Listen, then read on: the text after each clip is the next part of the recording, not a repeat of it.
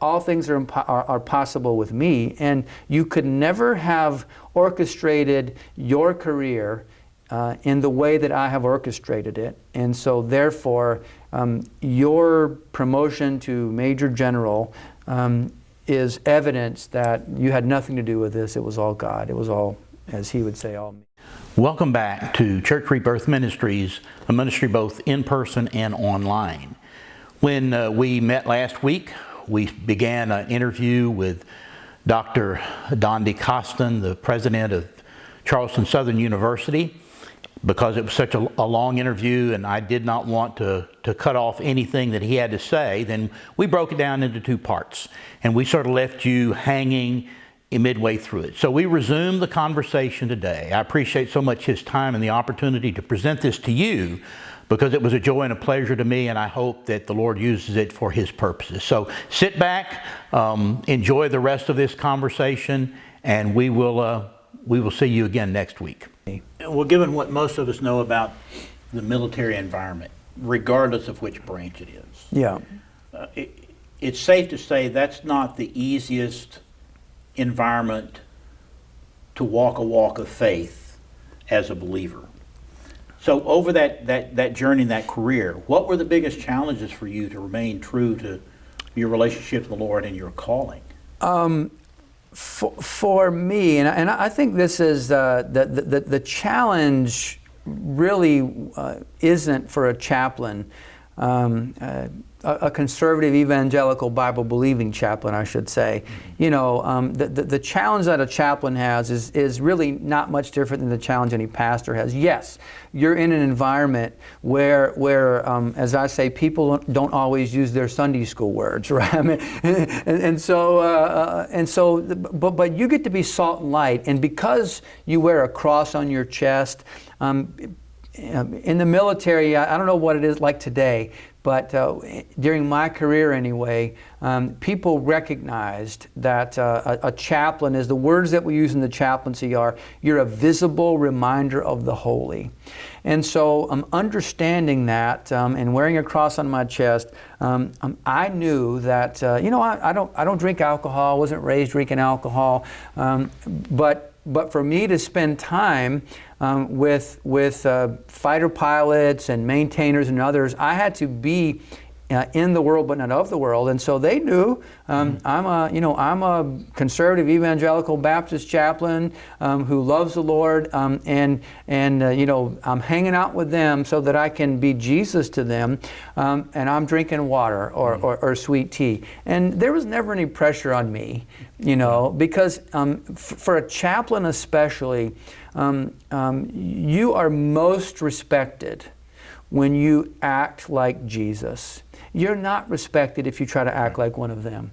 And so where chaplains have trouble is they confuse, am I here to be a minister of the gospel, or am I here to get promoted?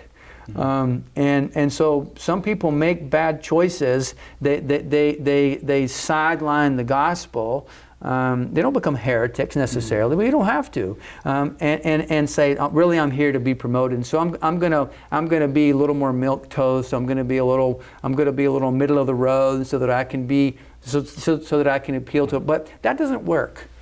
What airmen, soldiers, sailors, Marines respect in a chaplain is somebody who acts like a chaplain. So it really wasn't a challenge. It is a challenge sometimes for those who grow up in the church and then find themselves as a maintainer or as a security forces, a law enforcement person, because they, in many cases, there's one, maybe two just like them, and so it's difficult for them, which is why we need godly men and women in the military, and why we need chaplains to help encourage those believers. So over the course of that 32 years, which your career spanned, how involved were you able, regardless of where you were stationed, were you able to engage in a local church?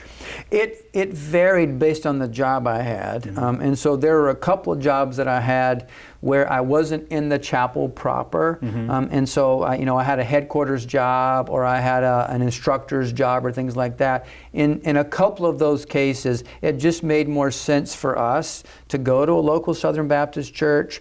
But in most cases, we were chaplains, and so we were part of the chapel community. And again, we tried to represent Christ as best we could. And so, my wife Vicki, she would lead Christian book clubs. We'd almost always for years we'd have a small group in our house, and we'd use all kinds of curriculum. Sometimes it was Lifeway curriculum. Sometimes it was other like-minded curriculum. But we typically were involved in the chapel. Did you see the chaplaincy as a substitute or as a parachurch entity in the larger scheme of things?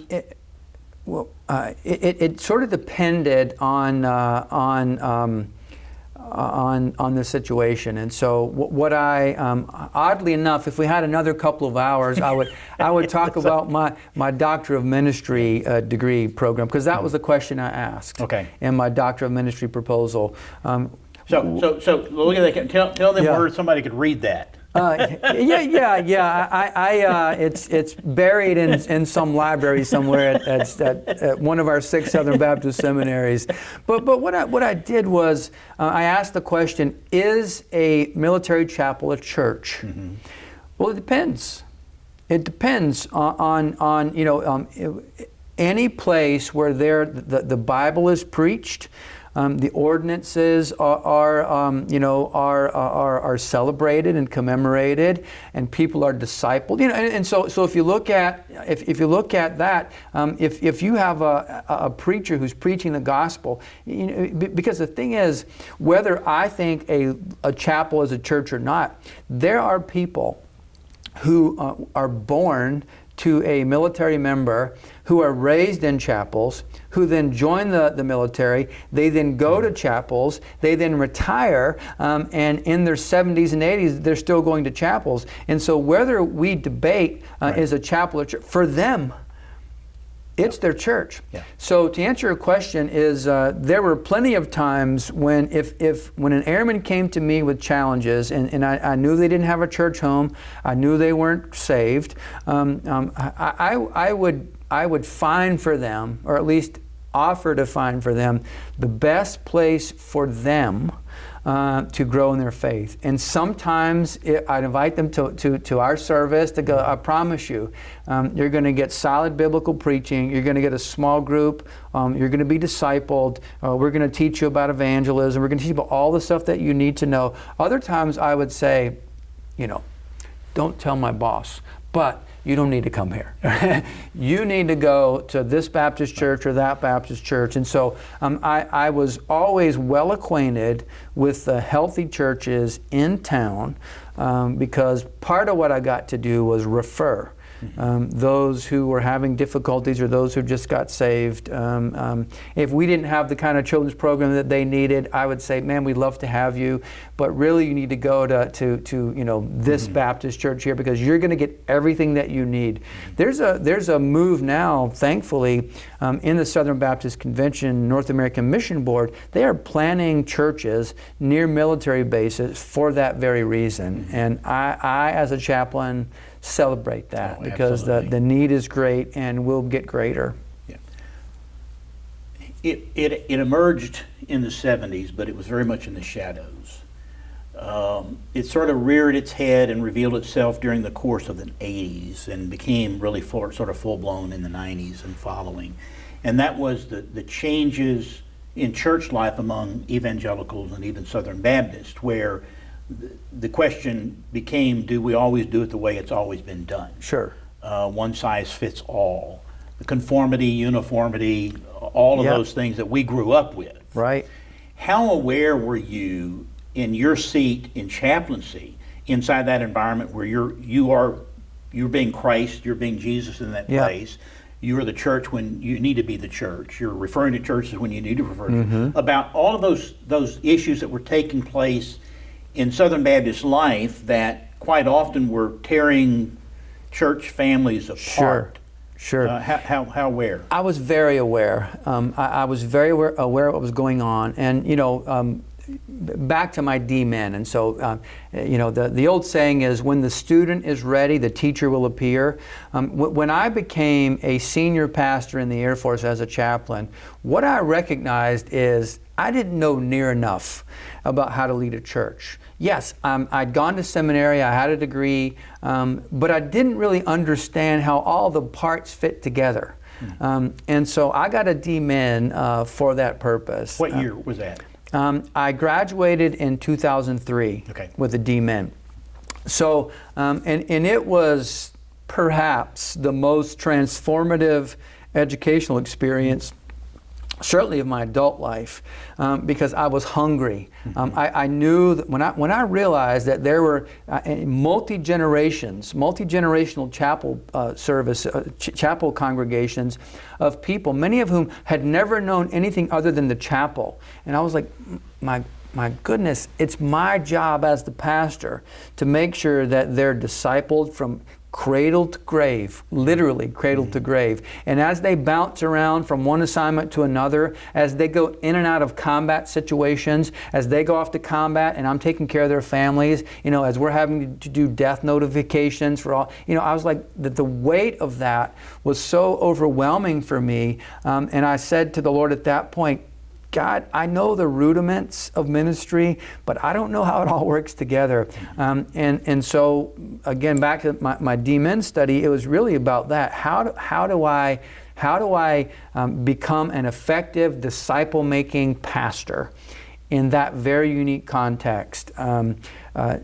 So I was very, to the question, I was very aware of all those developments, and so what I discovered is that I needed to be what I've referred to as a ministry entrepreneur. I need to, because unlike a typical pastor, there's no pastor search committee calling me. The Air Force Personnel Center sends me a piece of paper, and at the top of the piece of paper is the word orders. These aren't nice suggestions, they're not recommendations, they're not take it or leave it. It says, this is your name, this is where you are now, this is where you're going. There's no negotiating happen here. So what I discovered is my job as a pastor was to bloom where I was planted. And that meant that I had to understand the context. I had to understand the local church context. I had to be acquainted with local pastors so I could know who to refer to. So I was very aware of all of that and adjusted and shifted along the way. If I were in charge of church music, nobody would come to my church. In fact, my wife wouldn't come to my church because my favorite kind of music is Southern gospel. I grew up with it. I love it. I listen to it in the car. But I'm the only one who seems to like it anymore, which I hate. Nobody. So then it's like the worship wars. What does that look like? And so what we navigated those. My wife is Vicky. She was a music major in college, and so she kind of helped us. She helped me navigate some of that stuff. But at the end of the day, my question was, our question was, God has planted us here in this field, in this context, and He's put us here with an unchanging Word of God in the midst of a changing culture. And the old saying, methods are many, principles are few. Methods may change, but principles never do. And so we would often have to figure out, okay, to what extent is worship style a method or principle here? And so, we'd pay very close attention to lyrics and all of that, but we changed our music style based on our calling to meet the needs of the context in which we were placed. And to this day, if somebody wanted to bring Gold City and lead worship, I'm there. But Vicky's staying home. So was that a part of your conversation of counseling the men who were serving during that season, where they would go visit these churches and you've got this war going on there, and helping them sort all that out? Yeah.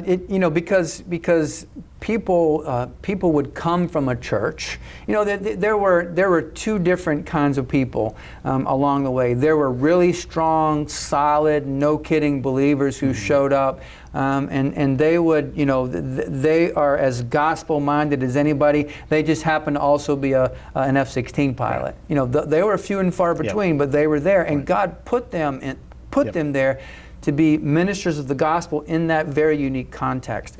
So you would have people who would come from all kinds of different traditions, and one of the things that we loved about being stationed overseas, we were stationed in Germany for a couple years, and we were stationed in England for a couple years. I was stationed in the Middle East for a year.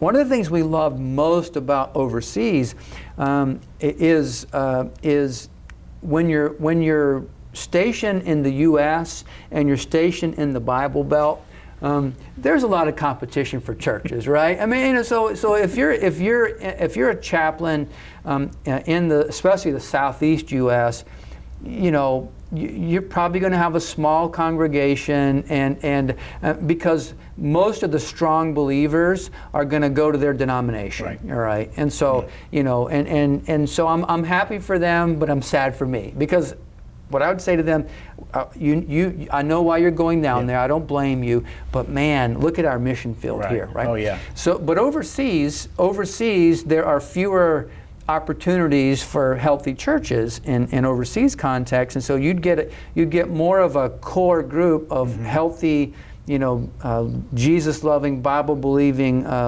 believers in those settings. So that was always fun, because you had a really strong core group.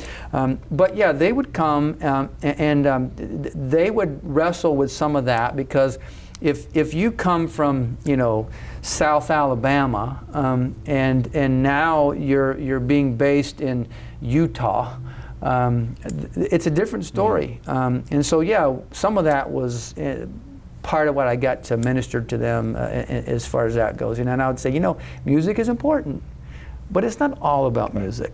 But it's not nothing, but it's not all about that. Yeah. Well, we've got to fast forward, because time is escaping us quickly. After 32 years, when or what was it that you understood or discerned that it was time to call it a day at that point in your military career? Yeah. The way the military works, it's pyramids, and on day one that there's going to come a time when you're going to have to leave. You don't know when, right. But there's going to come a time. And so when I was honored to be the Air Force Chief of Chaplains, it is the last job as a chaplain, and generally speaking, it's a 3-year job.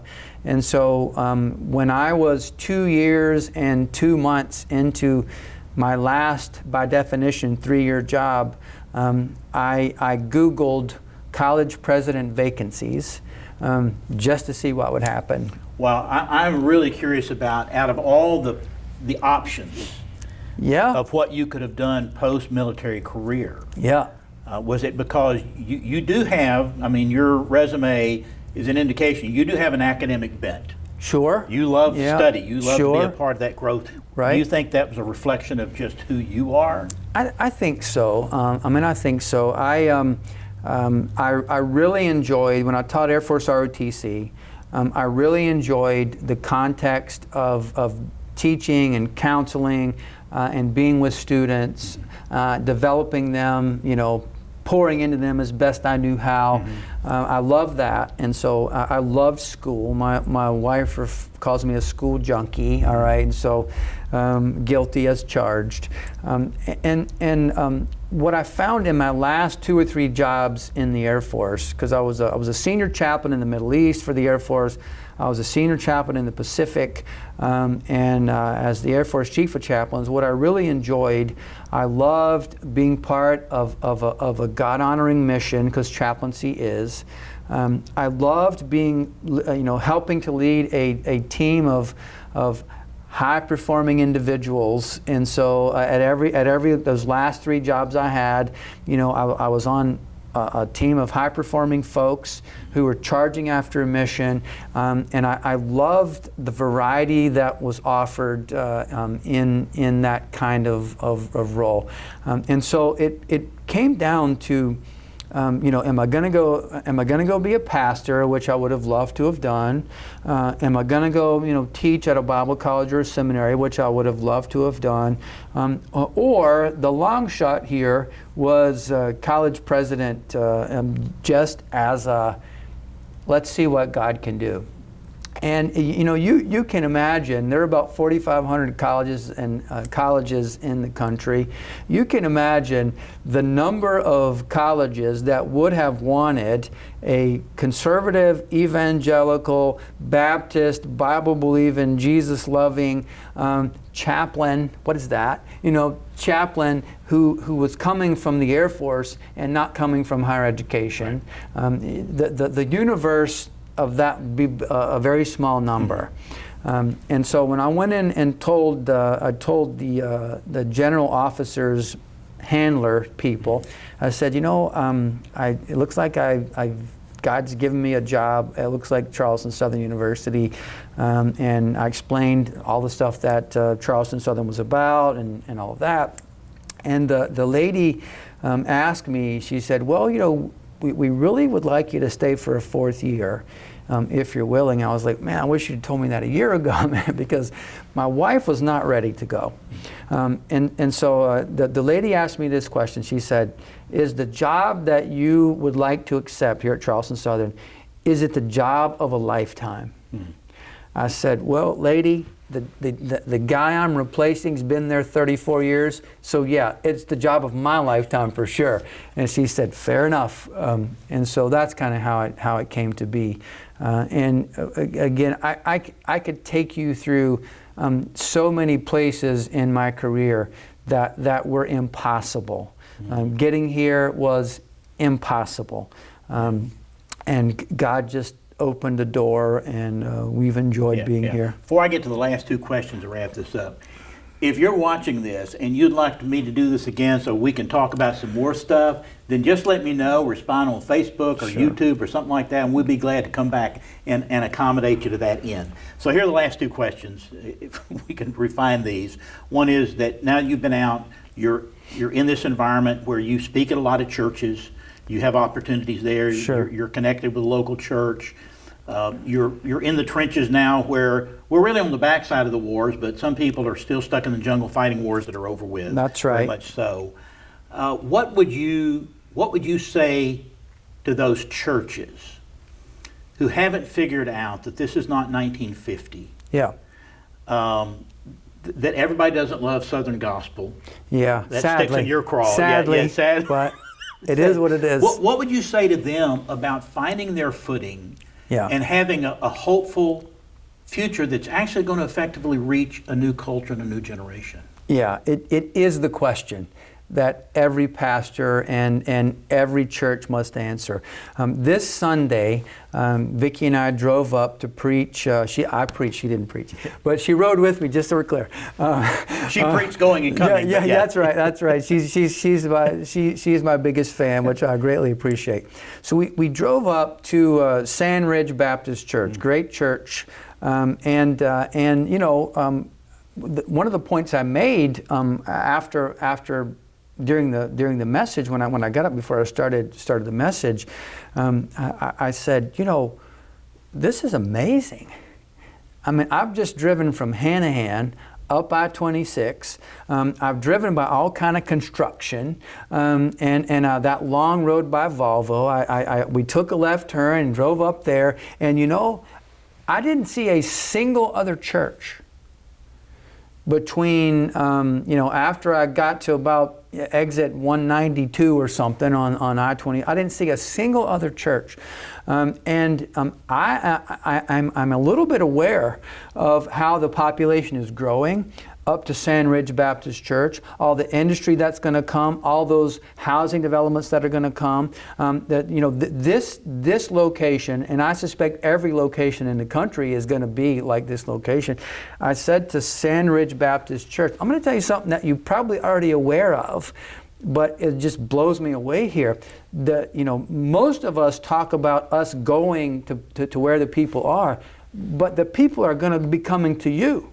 Sand Ridge is a great example, because Sand Ridge Baptist Church is perhaps going to have to do some rethinking about who they are, how they do ministry, if they don't do it, there's nobody else around here to do it. So what an opportunity.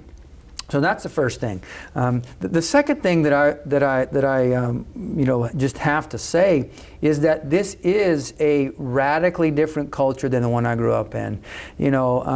When I grew up, it seemed to me everybody went to church. Maybe they didn't go. Maybe they didn't go every Sunday, but they went to church. In my neighborhood, the people to the right and to the left, they don't go to church. And so I asked my fairly new neighbor the other day.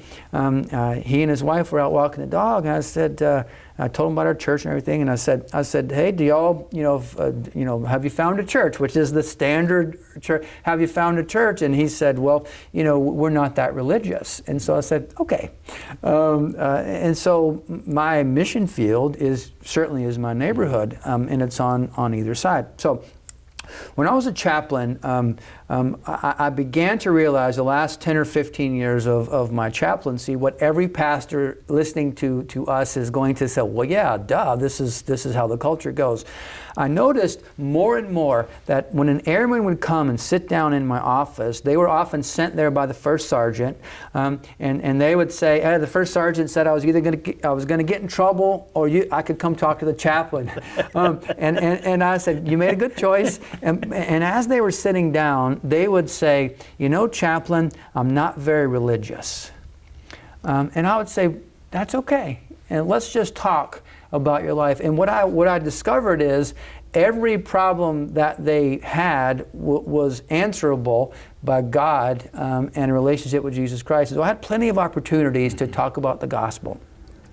What I noticed as the chief of chaplains is that people, especially in government context, commanders in particular, who they don't want to get fired, right? They want to do everything because they want to get promoted. They don't want to do the wrong thing, say the wrong thing. I noticed that they began to be afraid of religion. And they were afraid if they gave religion any sort of opening, that they were going to get in trouble, they were going to get fired, they were going to get sued. I would remind them, the Air Force has lawyers too. This is going to be fine. It's fine. But I would remind them that there's a reason that the First Amendment is first. There's a reason that the first thing mentioned in the First Amendment is freedom of religion. Not freedom of worship, as you'll hear people talk about some today, not private, but freedom of religion, the free exercise of religion. So you should be exercising your religion. So I said, okay, what other way, again, ministry entrepreneur, what other way can I give a message that's going to speak to commanders in a way that makes sense to them? So I discovered that every year there are thousands and thousands of academic studies published that speak to the benefits of religion, the exercise of religion, not nominal religion, but no kidding, devout religion, devout faith on every aspect of health. In statistically significant ways, those who are devout in their faith do better in their relationships, do better in their marriages, do better at work. They're better parents.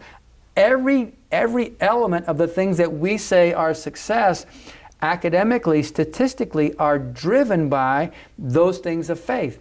And so I would say to a commander, there's a thing in the Air Force that we call comprehensive airman fitness.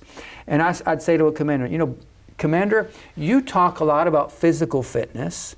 You talk some about mental fitness, not as much. You talk a little bit about, emotional fitness, but not as much. But I'd say, boss, you don't say a single word about religion and spirituality. And at least those who come in and market, about 85% of military members say they're Christian.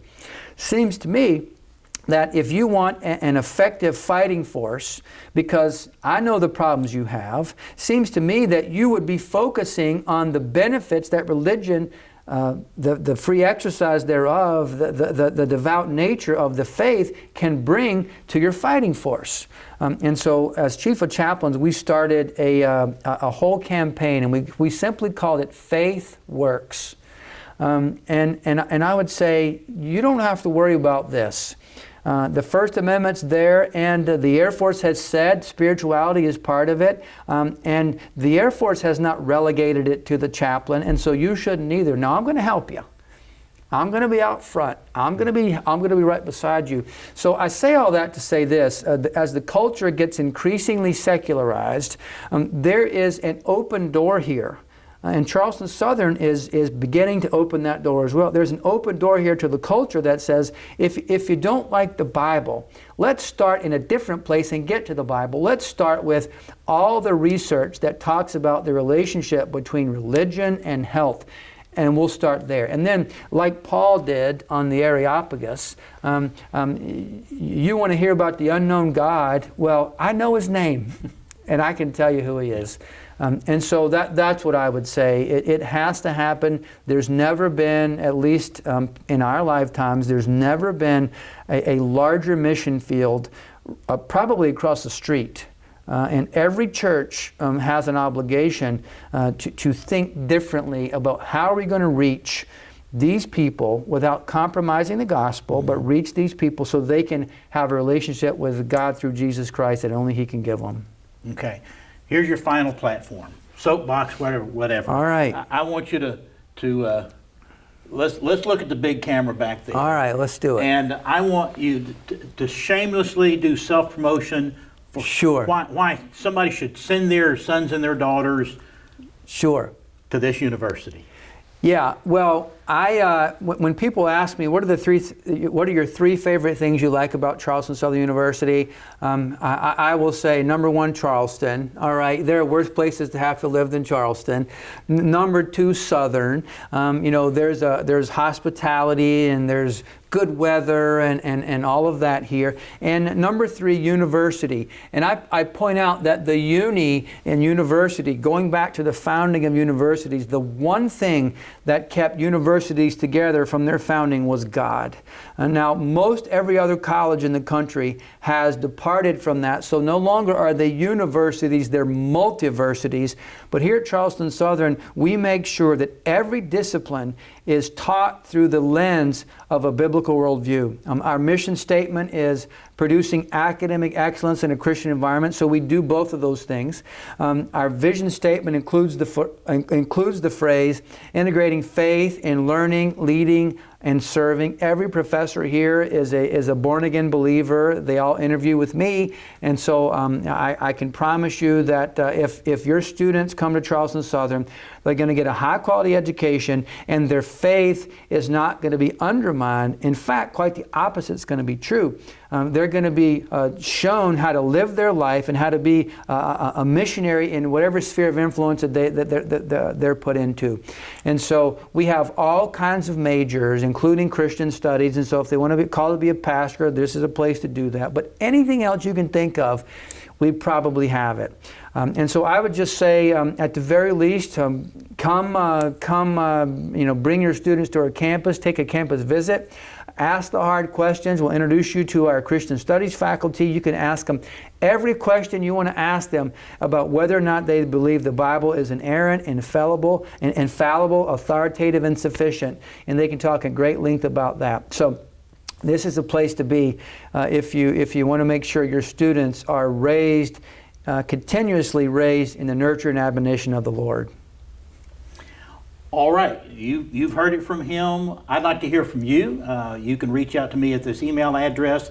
If you'd like to support our ministry financially, you can contact me and I'll show you how to do that, or mail a check to this address you see on your screen there. But it's been my pleasure, Dondi. Thank you very much. very, It's an very honor. much. It's an honor. And hopefully we'll get to do this again. Sounds great. All right, see y'all next Thank week. you.